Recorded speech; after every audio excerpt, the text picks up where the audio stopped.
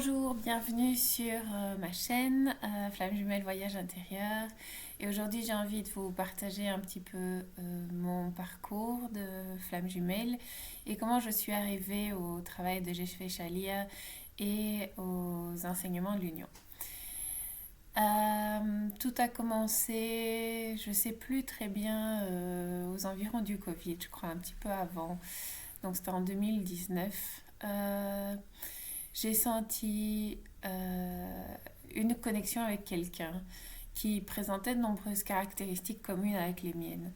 Et ça avait l'air d'être une connexion immédiate, un petit peu surnaturelle, que je pouvais avoir déjà ressentie avant, mais à laquelle je n'avais pas forcément donné plus, auquel je n'avais pas forcément plus donné, prêté d'attention.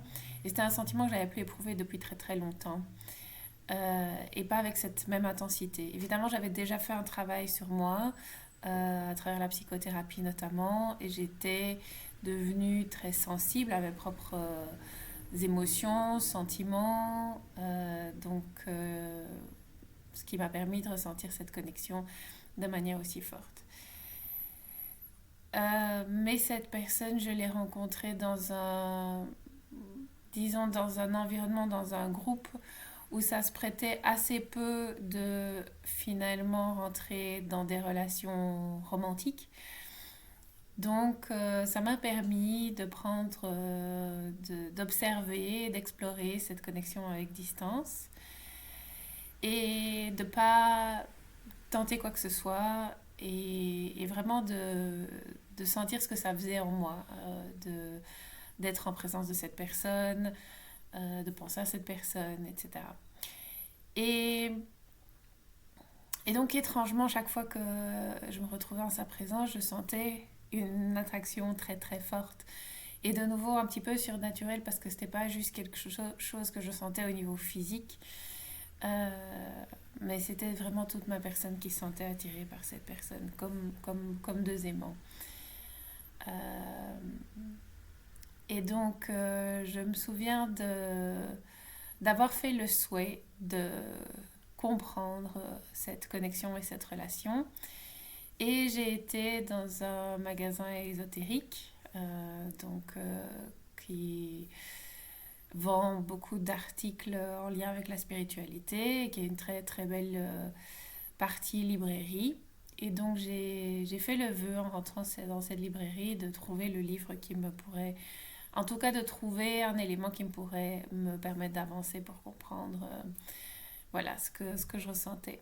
Et je suis tombée sur un livre donc en français sur les flammes jumelles que j'ai dévoré. Je me suis beaucoup retrouvée dans ce bouquin. Et surtout, je me suis beaucoup retrouvée dans ce que signifiaient les flammes jumelles. Et surtout que le but n'était pas simplement de trouver sa personne, mais que le but était de trouver la personne avec qui on allait finalement, avec qui on avait été créé pour être complémentaires et pour accomplir une mission de vie. Et en fait, ça me parlait beaucoup, puisque depuis très jeune, c'est comme ça que je concevais, parce que souvent quand on est plus jeune, petit, etc., on cherche justement cette personne avant d'avoir des expériences qui nous brisent un peu le cœur et où on se dit, bon, ça va être plus difficile que ce que je pensais, peut-être qu'il n'y a pas juste une personne, peut-être que c'est juste des expériences, etc. Donc voilà, dans notre vie sentimentale, on passe par plusieurs étapes, mais c'est vrai que quand on est plus petit, il y a ce désir fondamental de rencontrer cette personne, parfois ce désir reste et parfois ce désir se perd dans les expériences. Mais en tout cas, c'est ce que je ressentais. Et très vite, ce désir-là s'est associé avec une envie de contribuer d'une certaine façon au monde et le désir de partager ça de manière un peu absolue avec la personne avec qui euh, voilà, je ferai ma vie ou avec qui, voilà, qui serait ma flamme jumelle finalement. Donc, je me rappelle aussi que quand j'étais, l'une de mes plus longues relations sentimentales était amoureuse, était à l'époque de l'université j'étais très frustrée parce qu'on faisait des études différentes et je sentais très fort cette séparation de devoir me séparer de cette personne pour aller à mes cours, étudier, etc. et que je trouvais ça vraiment difficile, le fait de pas. Bon, à cette époque, j'ai dû aussi traverser plusieurs couches d'expérience, de codépendance, etc. Mais, euh, mais c'était déjà la manifestation de ce désir, en fait, de se retrouver autour d'un but commun et d'œuvrer ensemble dans la même direction et pas de se retrouver séparés dans des domaines totalement différents. Voilà, avec cette personne que j'ai connue à cette époque, je me trouvais beaucoup, beaucoup de points communs, beaucoup de manières de fonctionner. Mais fondamentalement, il n'y avait pas ce qui caractérise les flammes jumelles, c'est-à-dire d'être animé par un but commun, qui peut se manifester, qui peut avoir des manifestations différentes et amener de flammes jumelles à avoir des professions qui prennent une forme différente. Mais au fond, c'est le même désir. Et donc ça, c'est quelque chose qui m'a toujours parlé. J'ai retrouvé ça, je me souviens que dans cette lecture que j'ai faite, il y a cette dimension qui m'a marquée, et puis la dimension guérison, qui est que le but, la fonction d'une flamme jumelle dans notre vie, l'intérêt de son existence, c'est de nous faire grandir, de nous faire évoluer et en termes spirituels, de se soigner de ses blessures. Et c'est ça aussi que j'avais expérimenté dans cette relation plutôt longue d'il y a longtemps, et où je pensais que cette personne pouvait être... alors à ce moment-là, j'identifiais le terme âme sœur. Et effectivement, il s'avère dans les termes tels qu'ils sont que c'était une âme sœur qui m'a aidée un temps, mais qui n'était pas ma flamme jumelle. Et, et justement, ce qui m'a séparée de cette personne, c'est qu'on ne grandissait plus ensemble.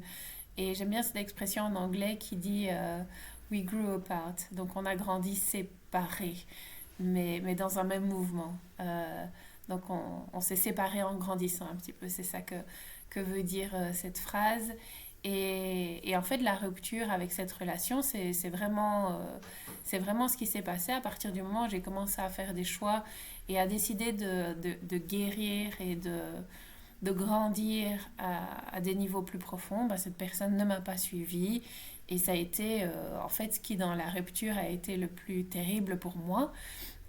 Parce que je pensais qu'une relation, c'était justement, une relation amoureuse, c'était justement deux personnes qui cherchaient à grandir ensemble, à s'apporter l'une l'autre, à s'encourager l'une l'autre. Et c'était plus ça que je ressentais dans cette relation. Donc j'en ai nourri une profonde déception à ce moment-là, et puis dans les années après, parce que je pensais que je m'étais trompée.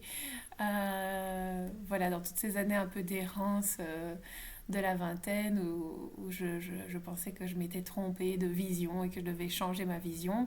Et puis en fait, finalement, en tombant sur ce concept des flammes jumelles, grâce à cette finalement fausse flamme jumelle, eh bien j'ai réalisé que ce que j'avais toujours souhaité, en fait, ce que j'avais profondément souhaité pendant longtemps, bah, était ça la vérité.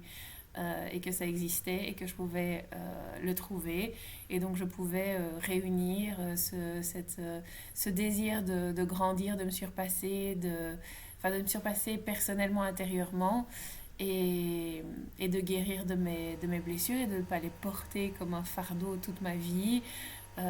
Pauvre de moi qui n'ai pas eu beaucoup de chance dans la vie, et que cette personne soit la personne qui justement va m'aider à réaliser ce chemin, à réaliser ce travail, et que ça va pas être juste être une relation romantique qui va se limiter à une petite case dans ma vie, mais que c'est une relation qui va nourrir aussi un but, une mission, et le pourquoi d'être au monde. Donc voilà, dans ces éléments, j'ai retrouvé ce que je pensais profondément depuis longtemps et que j'avais perdu en chemin en raison des expériences de la vie, et puis d'un manque de guidance aussi. Donc c'est la première étape de mon chemin des flammes jumelles. C'est cette expérience de fausse flamme jumelle qui m'a guidée à découvrir le concept de flamme jumelle, et à quel point c'était un concept qui résonnait en moi et qui était là en fait depuis très longtemps.